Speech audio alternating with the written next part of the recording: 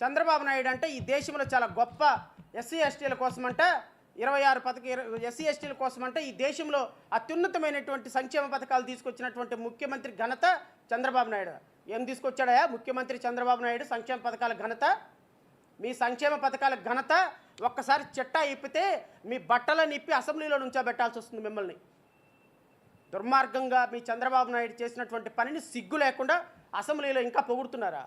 సిగ్గు లేకుండా అసెంబ్లీలో ఇంకా విభజన బిల్లు మీద అద్భుతంగా మాల సామాజిక వర్గం ఎమ్మెల్యేలు మాట్లాడుతున్నారా? నేను మీ ద్వారా మాల సామాజిక వర్గాల్ని, దళిత సమాజాన్ని కోరుతున్నా. రాబోయే కాలంలో బోత్ ఆంధ్ర అండ్ తెలంగాణ మాలలు అంటే వీళ్ళకి అన్నం తినేసిన తర్వాత అరిటాకుకున్న విలువ కూడా లేని మీలాంటి వ్యక్తులు ఓట్లు వేయబట్టి ఈరోజు రాజకీయ పార్టీలు ఈరోజు కనీసంగా రేపు భవిష్యత్తులో మాల సామాజిక వర్గానికి చెందిన బిడ్డల రిజర్వేషన్ల పరిస్థితి ఏంటి, మాదిక సామాజిక వర్గాలకు సంబంధించిన పిల్లలు క్రిమిలేయర్ పరిస్థితి ఏంటి, రేపొద్దున క్రిమిలేయర్ ప్రవేశపెట్టి ఈ దుర్మార్గకరమైన జడ్జిమెంట్తో రాష్ట్రంలో రిజర్వేషన్లు, దేశంలో రిజర్వేషన్లు ఎత్తేసే ప్రక్రియకి శ్రీకారం చుడితే దాన్ని సపోర్ట్ చేస్తున్న మందకృష్ణ మాదిగ, దాన్ని సపోర్ట్ చేస్తున్న తెలుగుదేశం పార్టీ, దానికి ఆజ్యం పోస్తున్న పవన్ కళ్యాణ్, దానికి ఆజ్యం పోస్తున్నటువంటి భారతీయ జనతా పార్టీ ఈరోజు దళిత సమాజాన్ని నిట్ట నిలువున పెట్రోల్ వేసి తగలబెడుతుంటే మనం మాత్రం తెలుగుదేశం పార్టీలో, భారతీయ జనతా పార్టీలో, జనసేన పార్టీలో చక్కగా పార్టీల్లో నాయకులకి ఓట్లేసి మనం ఇళ్లలో కూర్చొని మన బిడ్డల్ని రోడ్ల మీదకి అడుక్కు తినడానికి పంపిస్తుంటే ఎక్కడికి వెళ్ళిపోతుంది దళిత సమాజం అనేటువంటి వేదన తోట ఈరోజు ప్రెస్ మీట్ పెట్టాల్సి వచ్చింది. ఈరోజు ప్రెస్ మీట్ పెట్టడానికి ఒకే ఒక కారణం, ఈరోజు మన బిడ్డల భవిష్యత్తు ఏమైపోతుందన్న ఆలోచన చంద్రబాబు నాయుడుకి లేదు. అక్కడ సుప్రీంకోర్టు జడ్జిమెంట్ ఇచ్చి మరుక్షణం దీనిని ఇంప్లిమెంట్ చేస్తారని చెప్పినటువంటి రేవంత్ రెడ్డి సుప్రీంకోర్టు ఇంకా బయటికే రాలా. సుప్రీంకోర్టు జడ్జిమెంట్ ఇచ్చింది, టీవీలో స్క్రోలింగ్ వస్తుంది మధ్యాహ్నం, సాయంత్రం 4 గంటలకు అసెంబ్లీలో ప్రకటన చేశాడు మేము వర్గీకరణను అమలు చేస్తున్నామని. అంటే అర్థం ఏంటి? మీ మాలలు, మన దళిత జాతి అంటే ఎంట్రకతో సమానమైనటువంటి ఈ తెలుగుదేశం పార్టీని, కాంగ్రెస్ పార్టీని ఊరి పొలిమేరలు దాటేంత వరకు కూడా రాజకీయ సమాధి చేయాల్సినటువంటి బాధ్యత మాల సామాజిక వర్గంలో, దళిత సామాజిక వర్గంలో ప్రతి ఒక్కరి మీద ఉంది అని మీరు గుర్తుపెట్టుకోండి. చంద్రబాబు నాయుడు ఎక్కడికి పోదు, నారా లోకేష్ ఎక్కడికి పోరు, పవన్ కళ్యాణ్ ఎక్కడికి పోరు, పురంధేశ్వరి, మోడీ, ఇంకా వాళ్ళకి 33 నాయకులు ఉంటారు కాబట్టి వాళ్ళ పేర్లు ఏదైనా కానీ భారతీయ జనతా పార్టీ మీరు ఎక్కడికి పోరు, మా కబంధ హస్తాల్లో నుంచి మీరు ఎక్కడికి పోరు. నేను గుర్తుపెట్టుకో, నేను చంద్రబాబు నాయుడుకి ఒకటే మాట చెప్తున్నా, మాల సామాజిక వర్గాన్ని, మాదిక సామాజిక వర్గాన్ని 59 ఉపకులాలని టచ్ చేసి ఈరోజు మా 80 లక్షలుగా ఉన్నటువంటి వ్యక్తుల యొక్క మనోభావాలు దెబ్బతీసినందుకు కాను నేను ఈరోజు చెప్తున్నాను, తెలుగుదేశం పార్టీకి చివరి ముఖ్యమంత్రి నారా చంద్రబాబు నాయుడు, చివరి ముఖ్యమంత్రి నారా చంద్రబాబు నాయుడు. ఇక ఈ రాష్ట్రంలో మాలలు అనేవాళ్ళు రాజకీయంగా తెలుగుదేశం పార్టీని భూస్థాపితం చేయడానికి పంతం పూనారు. 2028 2029లో జమిలీ వస్తే 1 సంవత్సరం ముందుగా పోతారు, జమిలీ రాకపోతే 1 సంవత్సరం ఎక్కువగా పోతారు, 1 సంవత్సరం ఇంకొక సంవత్సరం ముఖ్యమంత్రిగా ఉంటారు, అంతవరకే. కానీ మాలల దెబ్బ మీ అబ్బ కనిపించేట్టుగా 2029 బోత్ తెలంగాణ అండ్ ఆంధ్ర ఉండకపోతే మేము అంబేద్కర్ వారసులమే కాదు, చూసుకోండి. చంద్రబాబు నాయుడు నిన్న అసెంబ్లీలో చెప్పినటువంటి అంశం, దీని మీద నేను దళిత సామాజిక వర్గానికి చేసినటువంటి అంశం మీద ఒక మాట మాట్లాడిన తర్వాత నేను ముగిస్తాను. నిన్న చంద్రబాబు నాయుడు ఏం చెప్తాడు,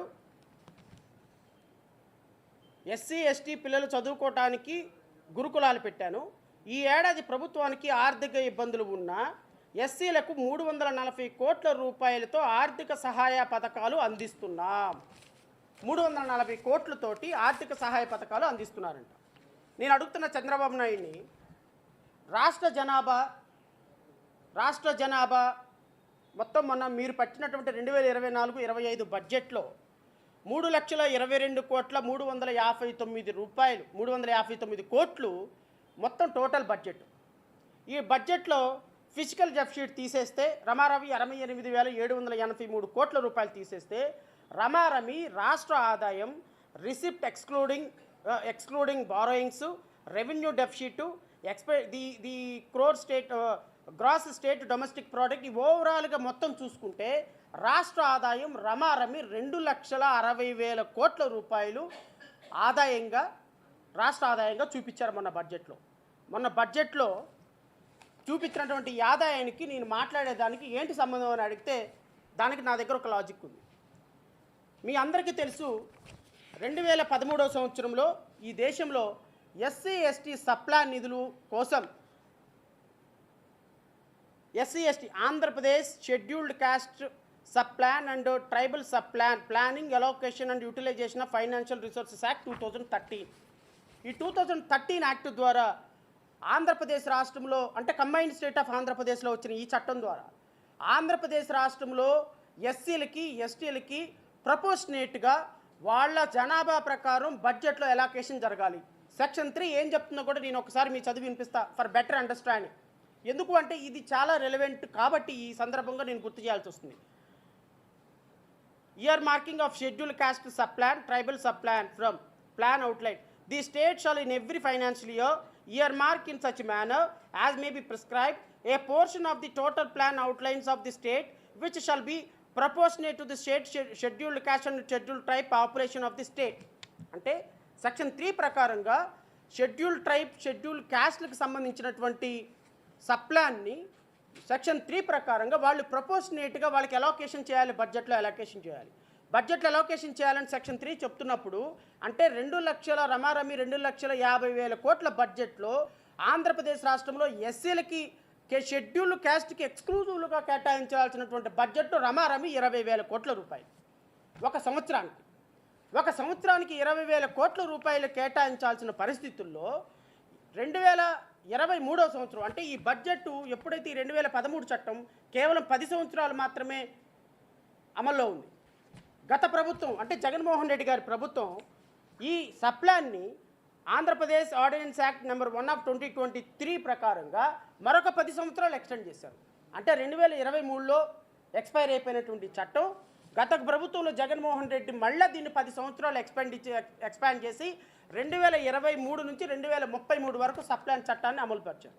ఈ చట్టాన్ని అమలుపరుచుతున్న పరిస్థితుల్లో ఇప్పుడున్నటువంటి ముఖ్యమంత్రి చంద్రబాబు నాయుడు కేవలం 323 కోట్ల రూపాయల బడ్జెట్ అలోకేషన్ చేసి 20,000 కోట్ల రూపాయల బడ్జెట్ అలోకేషన్ చేయాల్సినటువంటి పరిస్థితుల్లో తూతు మంత్రంగా 323 కోట్ల రూపాయలు చేసి చప్పట్లు కొడుతుంటే బల్లలు సర్దుకుంటుంటే ఏం మాట్లాడాలండి? నేను చంద్రబాబు నాయుడిని అడుగుతున్నా, ఎస్సీలకి ఎస్టీలకి నువ్వు చేసినటువంటి సంక్షేమ పథకాలు గత ప్రభుత్వం రద్దు చేసిన 23 పథకాలు 26 పథకాలు రద్దు చేసిన పథకాలు ఒక్క పథకం అన్న పునరుద్ధరించావా? మీ మీ మీ మీ మేనిఫెస్టోలో ఏం పెట్టుకున్నారండి? వర్గీకరణ జిల్లాల వారీగా మీ మేనిఫెస్టోలో పెట్టుకున్నారు. మరి జిల్లాల వారీగా కోత ఈరోజు రాష్ట్ర వ్యాప్తంగా ఎందుకు చేస్తున్నారు వర్గీకరణ? ఇంతకుముందు దేవిప్రసాద్ గారు చెప్పారు ఏమని, 2024 ఆగస్టు 1వ తారీఖు సుప్రీంకోర్టు జడ్జిమెంట్ వచ్చిన తర్వాత సుప్రీంకోర్టు ఏం చెప్పిందండి?